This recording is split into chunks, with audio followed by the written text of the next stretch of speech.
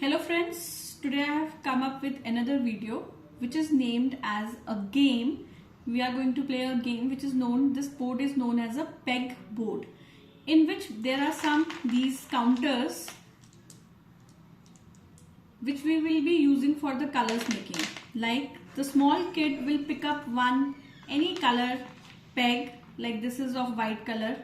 Now you have to just stick the white colors pegs in a row, or any color you can just pick it from here, like green, this is black, this is blue, now again this is green, this is white, this is yellow, yellow with yellow. Or you can also play the games with that, like rows wise you can just make, suppose this is the cross rows with the color green only.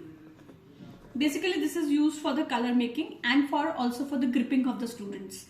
Like you have to do like this, you have to remove like this and then insert this peg into this board.